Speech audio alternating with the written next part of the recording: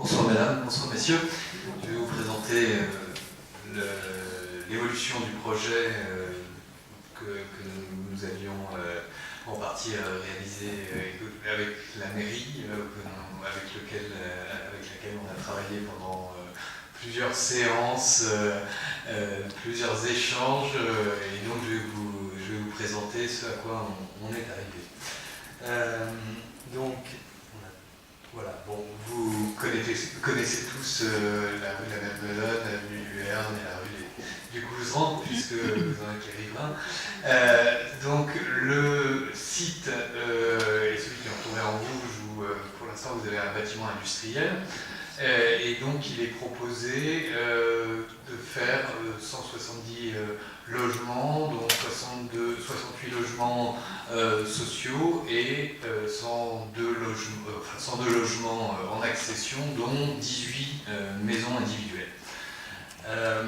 Dans un premier temps, je vais vous montrer déjà les évolutions qui ont suivi le projet.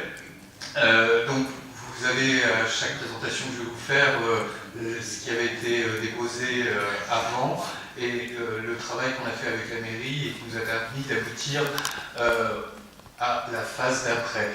Donc comme vous pouvez le voir, ici on est sur la rue du Couserans sur la gauche, l'avenue du Béarn en face, et vous aviez initialement des bâtiments collectifs qui, comme vous l'avez précisé, étaient enterrés d'un niveau, et qui montait, donc en comptant l'étage du rez-de-chaussée qui était en fait au N-1, à un bâtiment R+5. Donc l'objectif, bien sûr, des échanges qu'on a eus, c'était de dédensifier ces bâtiments, et il nous a paru assez logique sur la rue du Couserans et l'avenue du Béarn de créer des maisons face aux maisons existantes, pour éviter qu'il y ait des ombres sur les maisons qui sont existantes. Et c'est pour ça que nous avons toute une série de maisons avec des percées vers l'intérieur du projet. Donc vous avez un espace aménagé, paysagé sur l'angle. Peut-être que je vais essayer, voilà, avec la souris vous pouvez voir comme ça, sur l'angle un espace paysagé, une série de maisons, et à travers ces maisons vous aurez il y a des accès, des failles qui permettent d'avoir des vues sur les aménagements intérieurs de l'îlot. Une faille ici, une autre faille où vous aurez des accès pour les voitures, et sur la rue du Couserans aussi, il y a des failles qui permettent de ne pas avoir un front bâti complet et d'avoir des percées visuelles. L'autre vue, rue de la Madeleine, donc initialement on était avec des bâtiments en R+5. Là, nous sommes descendus sur des bâtiments collectifs en R+3 et ce qu'on appelle les attiques, c'est des derniers niveaux qui sont en retrait, qui libèrent de larges terrasses et qui permettent d'éviter d'avoir un bâtiment trop présent. Donc, vous avez toute cette partie-là qui correspond au bâtiment en locatif social. Un petit bâtiment ici qu'on appelle bâtiment intermédiaire, ce sont des bâtiments de petites échelles en rez-de-chaussée plus 2 étages, plus de nouveau des attiques. Et comme vous pouvez le voir ici sur l'arrière, les maisons qui font face aux maisons existantes de rue du Couserans. Alors ça, ce sont des dessins un petit peu plus techniques, mais qui vous permettent de voir l'évolution du projet et l'évolution des gabarits principalement. Initialement, on avait, donc, comme je vous le disais, des bâtiments en rez-de-chaussée plus 5 niveaux, qui étaient assez fermés, assez massifs, et on estime avoir travaillé dans le bon sens en vous présentant donc ces maisons en rez-de-chaussée plus un étage, et à l'arrière, les bâtiments collectifs qui vont, alors sur cette partie-là, être en accession. Une deuxième vue, rue du Couserans, où initialement, de nouveau, on avait ces bâtiments, alors il y en avait quelques-uns qui étaient en R+4, et ceux qui étaient derrière étaient un petit peu plus hauts, mais maintenant on se retrouve avec des bâtiments, alors du côté de la rue de la Madeleine, en R+2 plus attique, et des petites maisons qui se trouvent ici face à celle rue du Couserans. Et vous avez une faille ici où vous voyez des arbres derrière, qui est un des accès au programme. Pardon. Alors, sur cette partie que je vous ai montrée, ce sont seulement des piétons.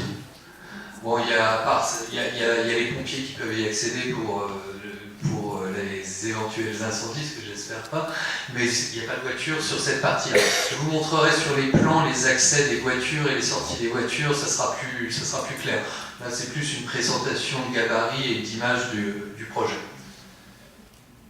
Alors voilà, ça c'est assez présent. Vous avez déjà vu ce qu'on vous avait montré sur le projet initial. Et voilà les volumétries que l'on vous propose maintenant. Donc toujours la série des 18 maisons, le petit bâtiment en accession ici, la zone des locatifs sociales et une autre cage ici de bâtiments en accession et un autre bâtiment en accession qui s'organise autour d'un espace central qui sera un espace de convivialité, un espace d'échange et d'accès aux différentes cages, qui sera aménagé, paysagé. Ici, sur cette partie-là, avenue du Béarn, vous aurez un accès piéton et voiture. Et sur l'angle ici, cet espace vert permettra aussi un accès piéton. Les voitures, alors, monsieur parlait des voitures en extérieur ici, effectivement en extérieur vous aurez des places à hauteur d'une vingtaine de places en extérieur, le reste se trouvant en sous-sol. L'autre accès pour le logement, les logements locatifs sociaux se trouve rue de la Malbenode. Je vous montre ça sur le plan. Je vous montrerai ça juste après. Après vous avoir énoncé un peu les axes de travail qu'on a eu avec la mairie. Donc, dans un premier temps, le projet était complètement ouvert. Là, on s'est plutôt dirigé vers une résidence qui sera fermée, mais avec des vues, puisque ce sera des grilles, mais pour résidentialiser tout le programme. Bien sûr, on a travaillé sur une diminution du nombre de logements. Donc, comme je vous le disais, on est passé de 230 à 170 logements. Éviter les logements enterrés, donc on est resté à rez-de-chaussée pour les premiers logements, on n'a pas encaissé le bâtiment. Bon, ça bien sûr implique une dédensification de la zone, puisqu'on a plus de petites maisons et puis des bâtiments qui sont quand même beaucoup moins hauts. D'où la limitation des hauteurs, et ce qui nous a permis aussi de faire un travail pour que le bâtiment soit moins massif et qu'on travaille sur ce qu'on appelle un épanelage, c'est-à-dire des hauteurs variées. On passe des maisons qui sont à 2 niveaux, rez-de-chaussée plus 1 niveau, à un petit collectif qui est à rez-de-chaussée plus 2 niveaux plus ces fameux attiques, pour au maximum sur le bâtiment locatif et sur le bâtiment à accession, être un rez-de-chaussée plus 3 niveaux, plus le dernier niveau en recul, ce qui permet d'avoir de grandes terrasses. Et puis, le premier projet, il y avait seulement 2 failles, qui étaient des failles pour les accès voitures et les accès piétons. Et là, on a voulu qu'il y ait une certaine perméabilité visuelle, et que ça ne devienne pas quelque chose de complètement fermé. C'est pour ça que je vous précisais sur les images les différentes failles qu'on a réalisées, qui sont en fait principalement des accès piétons, qui permettent de faire vivre le projet et de le lier à son environnement, en fait. Et donc voilà, une reprise du plan NAS que je vais vous montrer avec des espaces verts sur lesquels on a travaillé. On a encore un petit tableau avant le plan NAS. Je vais peut-être y aller parce que j'en parle depuis longtemps. Effectivement. Alors ça c'est le plan NAS, je vais passer rapidement, c'est juste pour vous situer par rapport à l'environnement, avec juste pour vous rappeler les maisons sur cette partie-là. Un petit bâtiment en accession, le bâtiment locatif social et les 2 autres cages en accession. Alors, pour aller un peu plus dans le détail, voilà. Comment fonctionne le projet? Et je vais partir de la rue de la Malbenode, où on a le bâtiment locatif social, avec son accès parking, qui sera une rampe qui sera fermée, couverte, qui va permettre d'accéder à un parking indépendant avec le nombre de places qui correspond à 68 places pour 68 logements pour le social. De là, il sera créé un merlon, ce qu'on appelle un merlon, qui fera environ 3 mètres de hauteur et qui permettra de protéger, par rapport à la rue de la Malmenade qui est assez passante, les logements qui sont à rez-de-chaussée, R+1, les logements donnant façade sud ici. Une des premières percées visuelles est ici, entre les deux bâtiments, le bâtiment locatif social et le bâtiment en accession. Bâtiment en accession, on accédera depuis la rue Les Couserans. En remontant, on a un accès piéton. Ah, je vous disais qu'il n'y avait pas de voiture, il y aura juste une sortie voiture pour les 20 places qui sont à l'extérieur. Mais seulement ça, il n'y aura pas de sortie de parking en sous-sol sur cette partie-là. Les premières maisons, un passage ici piéton, qui va permettre d'accéder à ce bâtiment où le hall se situe ici, donc on pourra passer par ce passage. On remonte, on arrive à l'angle de l'avenue du Béarn et la rue du Couserans avec notre petit espace paysager qui sera largement planté, on est en pleine terre donc on pourra le planter, et des accès piétons ici qui permettent de rentrer en cœur d'îlot.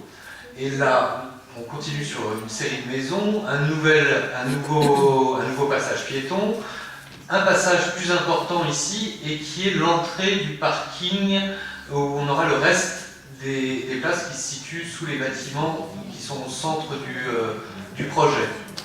Ce sera donc un accès voiture, accès pompier et bien sûr accès piéton. Et le programme se termine ici par une série de 5 maisons. Juste une question, les voitures rentrent mais elles ne sortent pas? Si, elles rentrent par l'endroit où elles sortent. Elles sortent par où?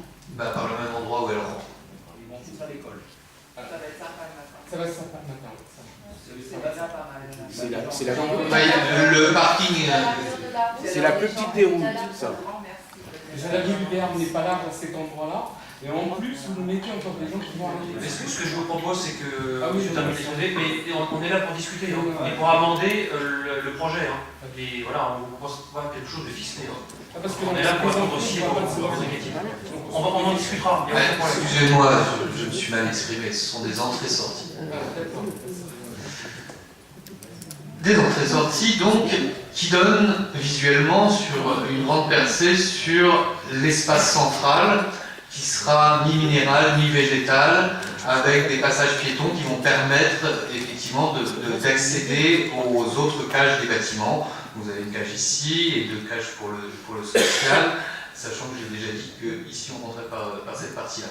Alors, l'aménagement, on a des espaces paysagers qui sont destinés, qui sont communs, donc ils seront entretenus par la copropriété, et on a essayé de donner à la plupart et pratiquement à tous les logements qui sont à rez-de-chaussée des jardins privatifs. Donc ici, bien évidemment, derrière les maisons, vous avez toute une série de jardins privatifs. Pour l'accession, pour le social, toutes ces zones-là sont des jardins privatifs destinés aux appartements du rez-de-chaussée. Dans le fonctionnement, c'est à peu près tout.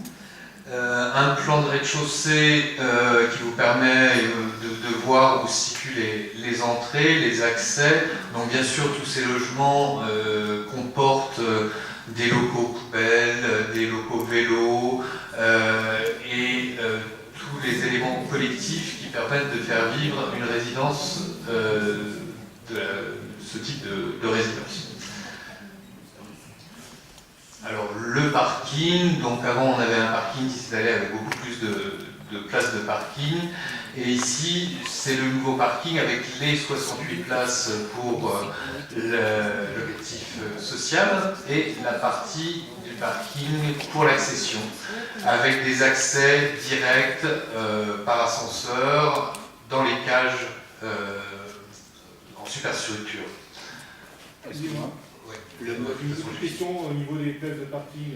Oui. Il y aura des bailleurs parking? C'est-à-dire que parking?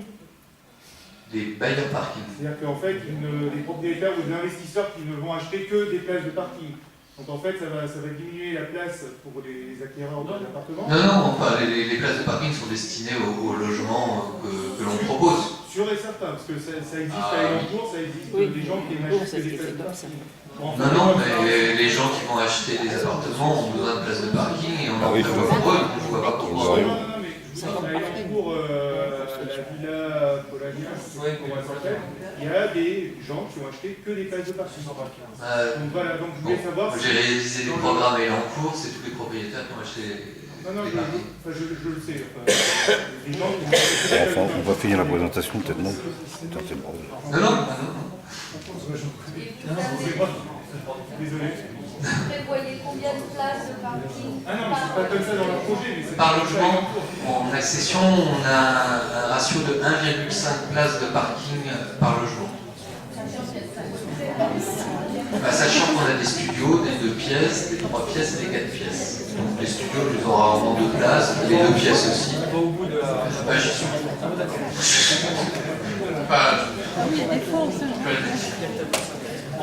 Le tableau de synthèse? Non, ça c'est le... Non, je sais pas, vous vouliez parler, on peut passer à la question-réponse. Oui, vous pouvez revenir sur la première diapositive avant après.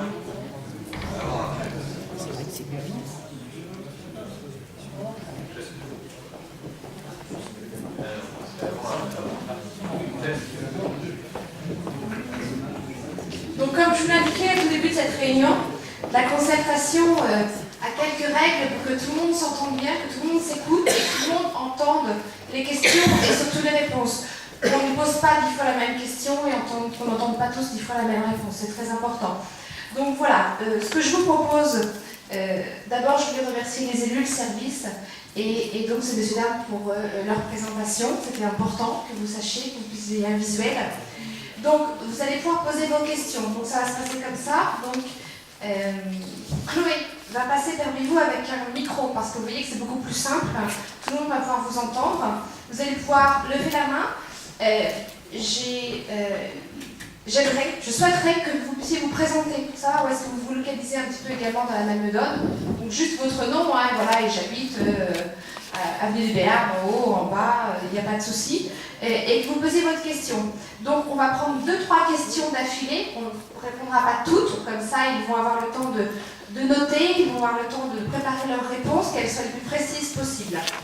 Donc voilà comment nous allons procéder pour les questions et les réponses pour cette concertation. Donc Chloé est juste derrière vous, donc je vous demanderai donc de lever la main, de vous présenter. Merci à tous. Bonsoir à tous. Le projet que vous avez mis... Excusez-moi. Bonsoir. J'ai vu le précédent projet. Ce que vous montrez n'est pas du tout le bon. Ce n'est pas ce qu'on nous a présenté au départ. Le précédent projet. Si, nous l'avons vu. À la mairie, il y avait une concertation, il y avait une présentation. J'habite rue du Béarn. Vous êtes certainement venu au moment de l'enquête publique, ce qui n'a strictement rien à voir avec le projet ficelé. Non, mais le projet a été présenté d'une autre manière. C'était une autre forme. Je vous répète, c'était pas des immeubles, ces immeubles. Je me suis sans doute mal exprimé. Vous êtes venu dans le cadre d'une enquête publique qui n'est pas le reflet du projet qui était tous les plans, tous les dossiers dont nous disposons. Écoutez, nous sommes très étonnés quand même parce que avenue du Béarn, normalement il n'y avait aucune entrée. L'entrée devait se passer du côté de l'autre côté, hein, du côté de Castorama, rue de la Valneuve. Et là, vous nous montrez des immeubles en masse. Je suis très étonnée. Oui, madame a raison, c'est le projet qu'il faut regarder. Et quand on est arrivé en responsabilité, on a découvert ce projet qui était ficelé. Alors, il a peut-être évolué lors de l'enquête publique, certainement, mais en tout cas, le projet, l'ancien projet, c'est celui-là. Hein. C'est tel qu'on l'a découvert. Donc, après, on a retravaillé naturellement avec le promoteur pour baisser les niveaux, la densification, tout ce que vous avez vu tout à l'heure. Donc voilà, et comme le disait madame, l'important, c'est maintenant le nouveau projet. Et je crois qu'il y a quand même une grande différence. Là, et on n'en débat ce soir. Voilà. On nous a présenté autre chose. Je pense que c'est important que vous puissiez confirmer. Oui, excusez-moi, je suis l'auteur des deux. Et j'ai jamais présenté le premier. Donc c'était... Non mais Attendez, c'était quand? C'était il y a 2 ans, 3 ans? Ah, moi j'ai commencé à travailler il y a 1 an dessus, donc en 1 an j'ai fait 2 projets, mais ce sont ces 2 projets-là. Ce que vous avez vu certainement, madame, c'est ce document qui était dans le cadre de l'OAP Malmedum, le PLU mis en place par nos prédécesseurs, PLU que nous en profitons pour dénoncer, puisque nous sommes obligés d'utiliser un document et de l'appliquer, puisque c'est la règle, c'est la loi, mais sachez que c'est un document que nous n'avons pas cautionné. Monsieur.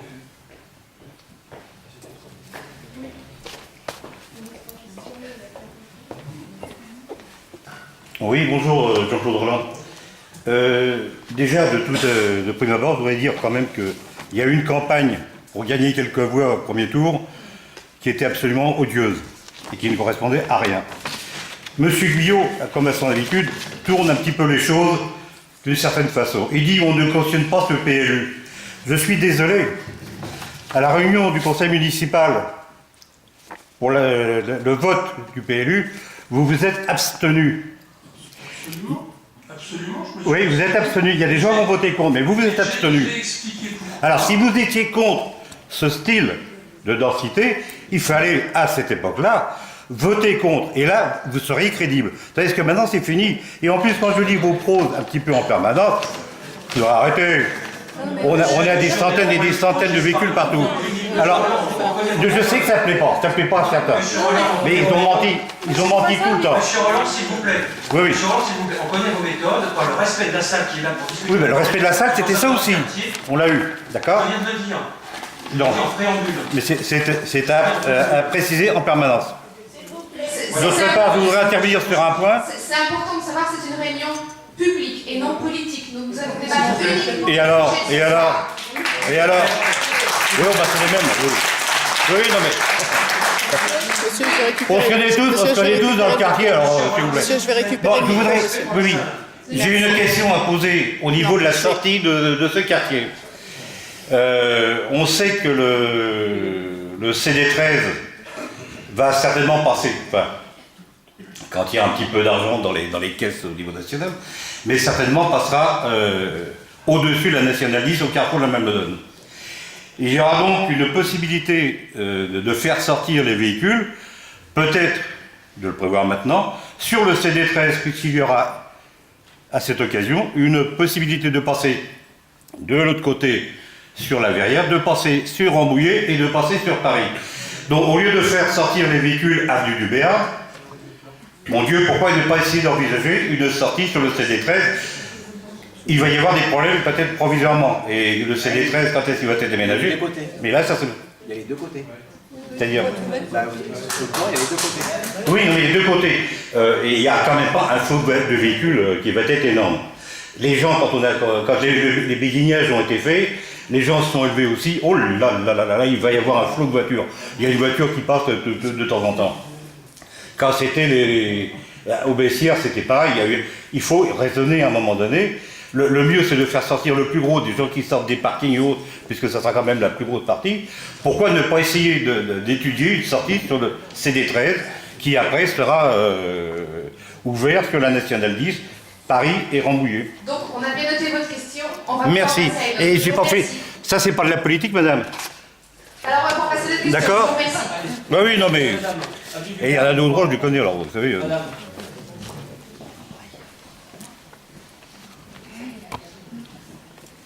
Oui, bonsoir. J'habite rue du Couserans et je me pose la question des trottoirs. Donc, je m'aperçois que les maisons, face à nos maisons qui sont rue du Couserans, vos constructions sont en ras du trottoir. Je trouve que ça serait bien, au lieu de mettre vos jardins à l'intérieur, nous en mettre un petit peu devant. Nos maisons, ça serait pas mal. Ensuite, cette rue du Couserans, au bout, pour l'instant, elle est fermée. Ce qui veut dire que vous allez l'ouvrir. Ou pas. C'est la question que je note, à laquelle je répondrai après la troisième. Non, vas-y, je sais pas. C'est vous. Parce que cette rue du Couserans, elle est quand même assez étroite. C'est déjà difficile dans notre quartier de se garer parce que nous avons toutes les personnes qui vont à la gare, qui se garent chez nous. Donc je pense que même les personnes qui habiteront dans ces nouveaux logements auront plus d'une voiture. Il faudra les garer quelque part. Alors où allez-vous les garer? Comment allez-vous résoudre ce gros problème de stationnement? On va prendre une troisième question.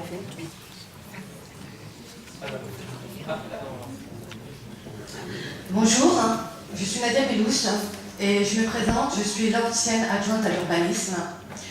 Je n'habite pas Malmedonne, mais comme l'a dit Monsieur le maire, j'ai en partie traité ce dossier et je voudrais apporter, sans faire de politique, excusez-moi, mais quelques rectifications.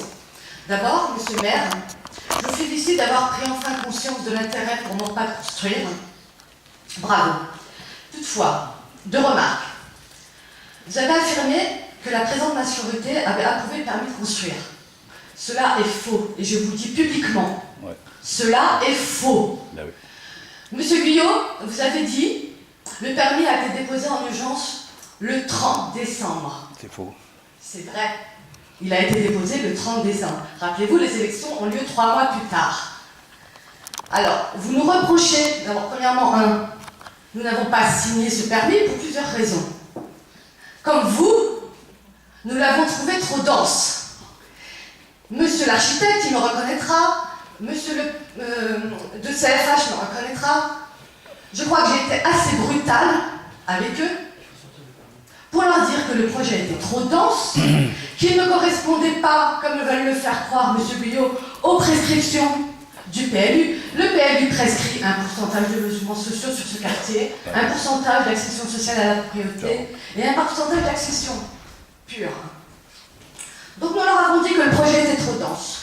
Nous leur avons dit qu'il n'y avait pas eu assez de place de parking. Nous leur avons dit qu'il n'y avait pas de trottoir. Et donc, nous n'avons pas approuvé ce permis de construire. Nous allons chercher. Ensuite, attendez, vous pouvez chercher et vous pouvez l'afficher si vous trouvez ma signature quelque part. D'accord? Ensuite, vous nous avez reproché de ne pas faire de concertation. Vous êtes arrivé au mois d'avril, donc cela fait 7 mois que vous connaissez ce projet, et vous nous présentez au bout de 7 mois. Et vous auriez voulu que nous, en l'ayant eu le 1er janvier, nous le présentions en pleine élection, alors que nous étions prêts, nous étions en train de le refuser, ou du moins en tout cas d'apporter des modifications. Donc je regrette votre façon d'avancer les choses, comme si l'ancienne majorité ne s'était pas préoccupée de ce projet. Bien sûr, je maintiens ce que j'ai dit Madame Bellouche, et je crois que le sujet d'aujourd'hui n'est pas vraiment de politique. Ah si, c'est vous qui avez commencé. On avance. Alors je suis levée, je suis le maire, c'est vous. Je ne sais pas vous non, mais pour parler d'histoire, mais non, j'avais signé ce permis. Je suis obligée d'aller. Je suis désolée.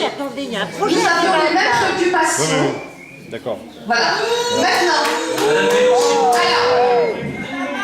Maintenant, mes questions. Parce que je connais aussi. Vous voyez, attendez.